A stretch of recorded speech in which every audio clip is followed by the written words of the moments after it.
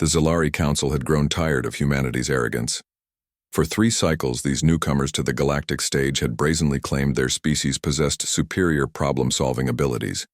They boasted of conquering their homeworlds, challenges, of splitting atoms and reaching for stars with nothing but determination and crude mathematics. The established civilizations found such hubris amusing. "We shall demonstrate the futility of their confidence," declared High Arbiter Kethvar, his crystalline form pulsing with satisfied malice. "The eternal maze has humbled species far, older and wiser than these humans." Dr. Sarah Chen stepped off the transport vessel onto the obsidian platform floating in the void between stars. The structure before her defied comprehension, a massive cube of shifting, impossible geometry that seemed to fold in on itself while simultaneously expanding into dimensions her mind couldn't quite grasp. The other members of the diplomatic party from Earth stood in awed silence, but Sarah simply adjusted her glasses and pulled out a worn notebook. "Fascinating," she murmured, sketching the entrance's configuration. "Non-Euclidean architecture with what appears to be dynamic reconfiguration protocols." The Zalari delegate, a towering mantis-like being called Sir Vothka, clicked his mandibles in what Sarah had learned was amusement. "Your crude visual recording devices will prove useless inside human. The maze exists in 17 dimensions simultaneously, shifting its configuration every 2.3 of your minutes. No species has ever mapped it completely." "Every species?" Sarah asked, not looking up from her notes. "Every species," Vothka confirmed with evident satisfaction. "The eternal maze was constructed by the ancients as the ultimate test of spatial intelligence. In 12,000 years, over 47 species have attempted to navigate it completely. The record for deepest penetration belongs to the Keth-Moran collective mind. They reached the 3rd stratum before admitting defeat." Ambassador Williams, the head of the human delegation, stepped forward. "And what happens to those who fail?" "Nothing harmful," Kethvar assured them with crystalline resonance. "The maze simply deposits them at the entrance when they acknowledge their limitations. It is designed to humble, not to harm." Sarah closed her notebook and looked up at the impossible structure. "What's at the center?" "Knowledge," said Vothka. "The complete mathematical framework that describes the universe's underlying structure. The ancients left it there for any species capable of proving their worthiness through navigation of the maze. And you're offering us this test because..." Kethavar's form brightened with what Sarah recognized as condescension. "Because your species requires perspective. You claim superiority in problem-solving, yet you have never faced a truly impossible puzzle.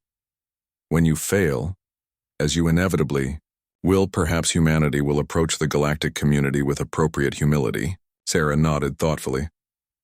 "I see. And I assume you'll want to observe?" "Naturally. We have monitoring stations throughout the maze.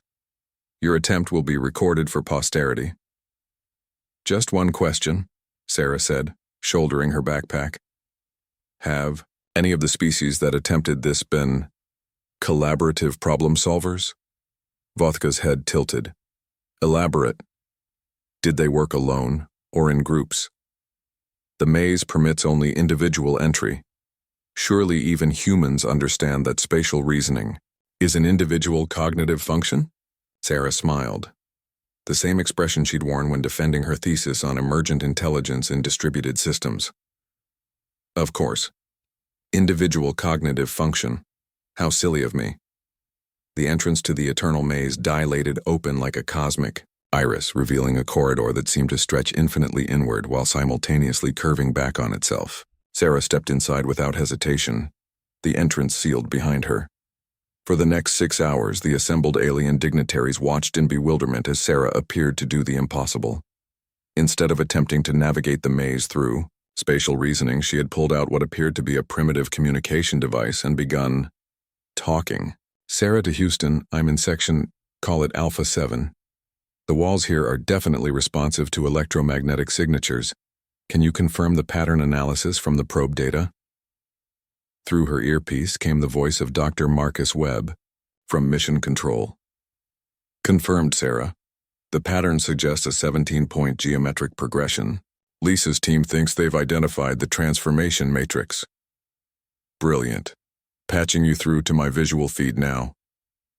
What the aliens couldn't see, and what their monitoring systems couldn't detect due to their unfamiliarity with human technology, was that Sarah wasn't alone.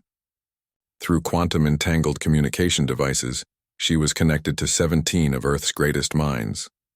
Mathematicians, physicists, cognitive scientists, and game theorists.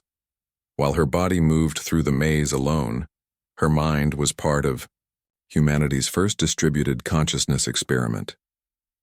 Sarah, came the voice of Dr. Yuki Tanaka from Kyoto University. The parallel processing suggests that each dimensional shift follows a Fibonacci spiral pattern.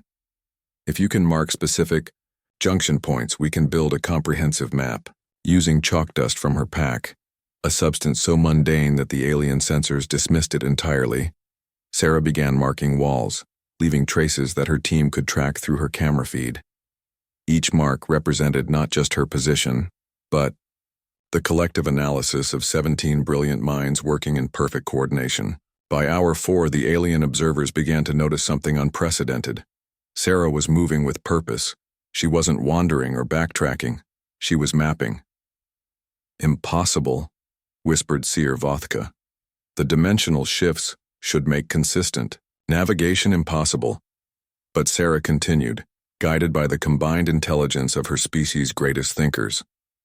When the maze shifted its configuration, her team had already calculated the probable new arrangement.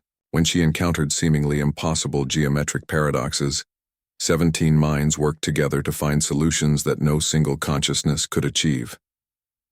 At hour 8, Sarah stepped into a chamber that pulsed with golden light.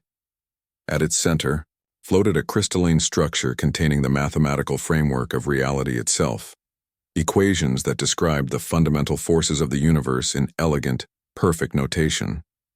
She studied it for exactly 37 minutes, photographing every angle while her team worked to decode its meaning. Then she turned and began her journey back. When Sarah emerged from the maze 12 hours after entering, she was carrying something that caused the assembled alien dignitaries to step back in shock. A complete, hand-drawn map of the eternal maze annotated with dimensional transformation sequences and optimal navigation routes. She handed the map to Ambassador Williams, then turned to face the stunned aliens. "You asked about human problem-solving abilities," Sarah said calmly. "The thing is, we've never seen individual cognitive function as the pinnacle of intelligence. Our greatest achievements come from collaboration, from many minds working as one. You built a maze to test spatial reasoning in isolation. We solved it with distributed consciousness." Kethvar's crystalline form flickered rapidly. "This is unprecedented." "No," Sarah corrected, pulling out her notebook one final time. "This is human." As she sketched the final configuration of the maze's entrance, adding it to her already complete map, Sarah smiled. The universe's mathematical framework was beautiful, but it wasn't the real prize. The real prize was proving that humanity's greatest strength wasn't individual brilliance, it was their ability to think together. And now the galaxy would know it too.